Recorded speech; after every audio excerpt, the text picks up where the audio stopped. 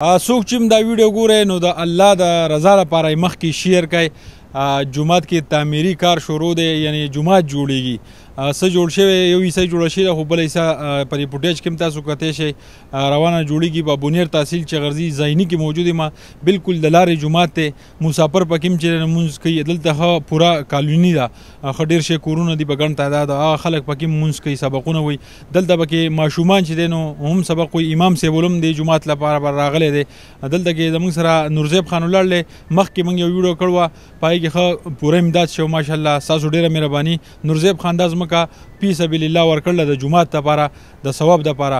خو چونکې اوس د ضرورت دی نور چې دا آبادۍ پې چې دی نو وکړي. نورزیب خان السلام علیکم. وعلیکم السلام. سجاد بھائی ډیره مننه، ډیره شکریہ چې تاسو خپل ټایم او خپل دغه وخت موږ دپاره راکړو، او بلکې د الله د رضا دپاره تاسو راغلی. نو ډیره مننه، او الله پاک دې د دې اجر او دغه تاسو له درکړي، ثواب تاسو له درکړي، او دا په ګران ځای کې الله پاک تاسو په کار راولي. ډیره مهرباني. او الحمدلله سجاد بھائی مخکې هم راغلی او د هغې ویډیو شوې وه، نو په هغې کې موږ د کراچۍ نه هم یو کس الله پاک دې د هغه په سخت ځای کې هغه په کار کړي. نو موږ ښه بھرپور حصه یې زموږ سره کړې وه، او د ملیشیا نه هم یو ملګري پکې 50,000 روپۍ را لېږلې وې، داسې نورو کسانو پکې کړې وې. نو د الحمدلله د هغوی شکریه ادا کوو، ډېره ډېره مننه. او خصوصا زمونږ دلته کې دا ډرایوران حضرات دي ګاډو والا، نو ته دوی هم ډېره شکریه ادا کوو چې هغه زمونږ دا ماشومان چانده کوي. نو 10 شله 500 دغه چې څومره د چا د وسه کېږي، خو هغه ډرایوران ورته ګاډۍ ودري، نو هغو څه چانده چې سورلۍ پکې صحیح هغو څه حصه پکې هغه خپله حصه ادا کوي. نو د هغو هم شکریه ادا کوو. او باقي د دې وخته پورې زمونږ دا کار وشو، دا لینټر دا دغه د لاندې چت شوی دی، خو موږ ته مزید د بر دویم چت او ډي پي سي صرف شوی ده، نور په بره دیوالونه او پیلري وغیره په بره چت. نو په هغې کې د باجرې د سریا او د بلاک تقریبا پوره دی، خو سیمټو ضرورت دی. نو زمونږ ستاسو ټولو عوام الناس ته دا اپیل کوو چې چا د وسه څه کېږي، که سریه وي، که سیمټي او که ډاینو والا دي، هغو که باجرې د کرش دغه کېږي، یا زمونږ سره د راوړو صرف تعاون کولی شي. نو یا څوک شګه باجري اخلي د هغې څه دغه کولی شي. نو په هر طریقه باندې د هغې امداد زمونږ سره کولی شي.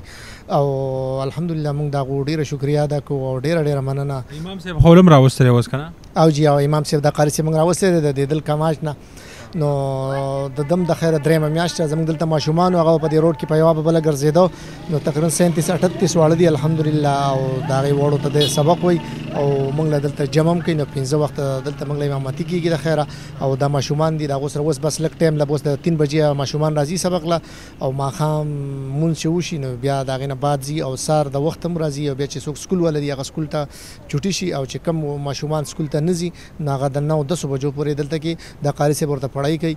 نو بس الحمدلله د الله لاک لاک شکر دی په موږ کې، خو د دې دغه نه و چې الله پاک موږ له دومره توفیق راکړو. قدرمنو کتونکو، جومات جوړېږي بالکل چې دی نو د دوی سره لاس اخلاص وکړئ.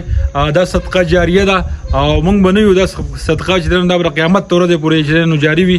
په بنیر تحصیل چغرزي زینۍ ورته وایي، د بټاړې مضافات دي. دلته کې ډېر آبادي د جومات جوړېږي. نو ضروري نه ده چې تاسو په لکونو او په زرګونو امداد وکړئ. خپل له وس مطابق چې څومره صدقه ستاسو وسه کېږي، په دې سکرین باندې ایزي پیسه نمبر تاسو کتی شئ. انورزیب بھائی د ایزي پیسې نمبر دی، دا زه یو له ده د الله د رضا لپاره ورکړلی، او خپل مدد ورسره وکړئ. د الله په امان.